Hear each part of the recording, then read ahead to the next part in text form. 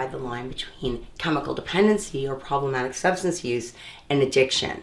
And see, the word addiction is kind of a misnomer because addiction means a couple of things. So let's talk in terms that are very clear. So there's chemical dependency, and chemical dependency means that your physiologically, your body has become accustomed to having a chemical introduced to it.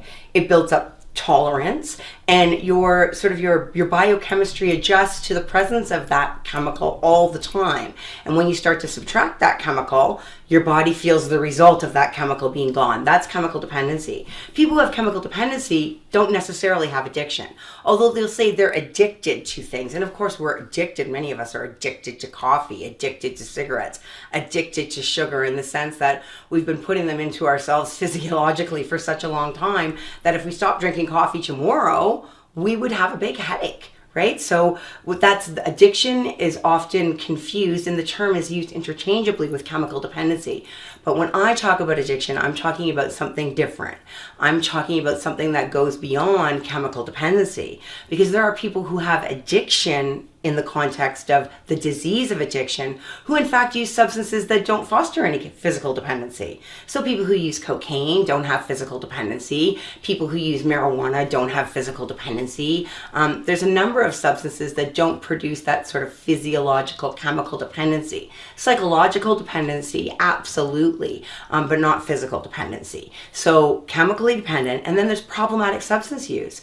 And there's many people that for whatever reasons, a certain series of events unfolds in their life and they start using problematically. So you get divorced, and now you're not around your family, and maybe you're having difficulty connecting with your children, and you're not living in your home. You're feeling pretty crummy. So normally you might just have a couple of beers on the weekend and it'd be fun.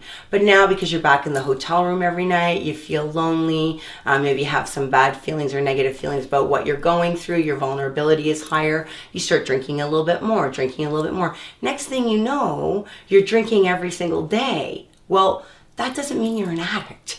That means that you're having some problematic or episodic substance use. So the difference is that people who are chemically dependent, we can deal with the chemical dependency and they can go back to recreational use of the substance. The people who have problematic substance use can stop using problematically and go back to recreational use of the substance.